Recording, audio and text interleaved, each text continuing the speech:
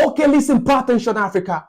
Have you ever asked yourself, why was it that the then military head of state, Yakubu Gowon, said that what was about to escalate in 1967 between Nigeria and Biafra was not going to be a war, that it does not even need military operation, that it was going to be a police action. That is to say, just few weeks and it will be over. Police action. What if I tell you that the British colonial administration, even before Nigeria regained our independence in 1960, already knew that there is going to be a civil war in Nigeria shortly after our independence? Listen and pay attention. I'm taking you into a step-by-step voyage of wisdom. Pay attention. You see, the British colonial administration recognized the fact that Nigeria as a country is a fragile nation because it's made up of different people that could not tolerate each other. Out of that amalgamation of 1914, they knew it's a fragile nation. Pay attention. These were the military installations in Nigeria before the January 15th, 1966 military coup d'etat, so that you will know how strategic the military were being installed in order to maintain dominance in some particular region of the country. Pay attention. The British government realized the fact that Nigeria cannot be governed by just democratic and political power. You need military strength. Therefore, they made sure that the military installment in the country was being installed mostly in the region where they want to hold power. Pay attention. Before January 15th, 1966 military coup d'etat, these were the military installations in Nigeria and their locations. Pay attention. The 3rd Battalion was in Kaduna. The 5th Battalion was in Kano. The 1st Field Battle Artillery was in Kaduna. The 1st Field Squadron Engineers was in Kaduna. 88th Transport Regiment was in Kaduna. Nigeria Military Academy was in Kaduna. Ordnance Depot was in Kaduna. 44 Military Hospital was in Kaduna. Nigeria Military Training College was in Kaduna. Reconnaissance Squadron and Regimental Headquarters was in Kaduna. Are you getting it? 6th Battalion, while under formation, was in Kaduna. Ammunition Factory was in Kaduna. Nigeria Air Force was in Kaduna. Recruit Training Depot was in Zaria. NMS, which was Nigeria Military School, was in Zaria. So 15 military installments were all in the north. 15 military installments were all in the north, left with only 4. Because before 1966 military coup d'etat, you had 19 military installments in the country. So 15 were all in the north. So in the southwest, what did you have? The 4th Battalion was in Ibadan. The 2nd Field Battle Artillery was in Abeokuta. The 2nd Reconnaissance Squadron was in Abeokuta, making it how many? 18. So left with 1 military installation, and that was the 1st Battalion, which was located in Enugu State, which was the Eastern Region capital at that time. So in the whole of the southeastern part of Nigeria, you had only 1 military installment, which was the 1st Battalion. In the southwest, you had 3. And in the whole of the north, you had 15. So Yakubu Gowon looked at all these things and said, you can't fight me. It's going to be a police action.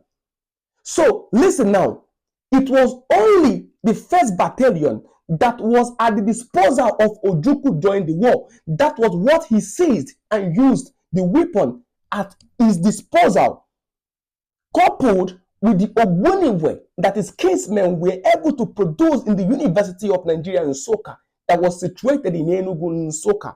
And then the little non-sophisticated weapons they were getting from black market against all the military installations, 15 of them in the north and the 3 in the southwest, making it how many? 18, and against one military installment in Enugu. Do you think it was a coincidence that 15 military installations were all in the north?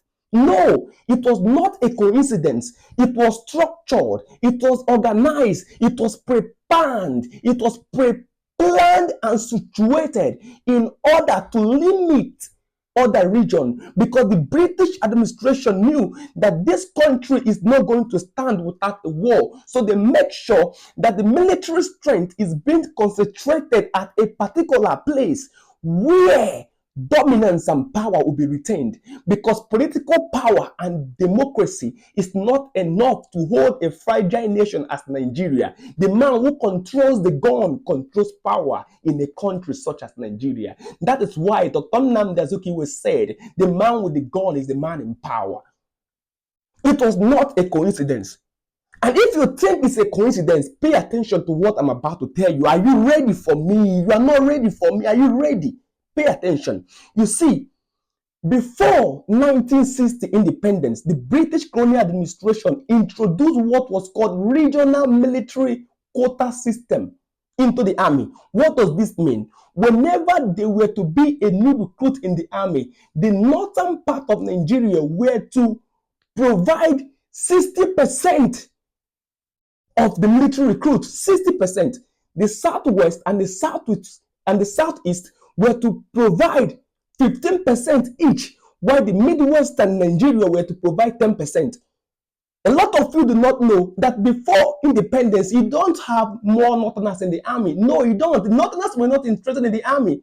They were doing well in agriculture, having their groundnut pillar made in Kano. They were making a lot of money.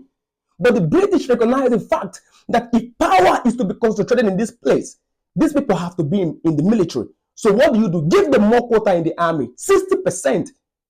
The South and the West, 15%, diminish their number. The Midwest, give them 10%, diminish that number. You need to understand that the war was already seen by the British colonial administration, and the military was structured in order to handicap the other region. You think it was a coincidence that 15 military installations were all in one region, 3 in the other region, and 1 in one region? They knew. Just imagine 15 military installations at the disposal of the Biafrans before the war. Do you think Nigeria will stand a chance? Remember, with all that military installation, 18 of it with the help of the British, Egyptians, Niger, another African country, coming to fight these people, they still withhold and withstand and held their ground for 30 months, 2.5 years, between 1967 to 1970. Now listen, are you ready for me? There's a lot of things I have to expose for you to understand the political perspective of Nigeria. Are you ready for me? Because in videos to come, a lot will be discussed. A lot will be discussed. We are no longer holding back. But pay attention, very importantly, I am not teaching you these things so that you begin to show resentment and begin to throw tantrum against the other ethnicity. No, I am not telling you this to hate anyone. No, I am teaching you to know the structure of the country. Do not hate the man whom the system was structured to favor. You are to show your tantrum and knowledge on the man who structured the system to favor who it is favoring for a particular reason. So you don't hate the normal man in the street begging. Alamaji Lee, you don't hate him. You hate the man who structured the system to gain from him. So it is not an ethnic war. No, it is a war of ignorance. So we are liberating ourselves from the cankerworm of ignorance and not a battle of ethnicity. I preach love and I preach truth and I preach dimensions of directional truth. You are not ready for me. Africa, wisdom is the principal thing. Wisdom is the principal thing. You will learn a lot. Make sure you follow me on that platform because I'm going to review so many more to you. Follow me on Facebook, Instagram, YouTube, okay, Twitter, Modern Day Town Crier. Subscribe to my YouTube channel because a lot will be taught. that I cannot say here exactly. I love you and I care about you. I'm still going from school to schools giving books to African children. Okay, support my movement so we can get our children to read. Remember, this video is not to cause hate or resentment, but to expose truth to you and research that has been made. I love you and I care about you. Okay, it is past 1 a.m. and I had to do that video for you to understand. I have to do this video.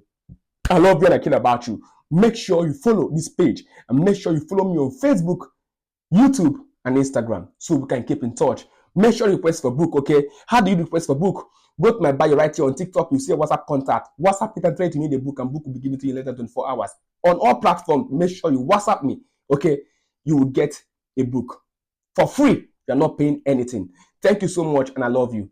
Wisdom Africa, aha, is a principal thing. More video is coming.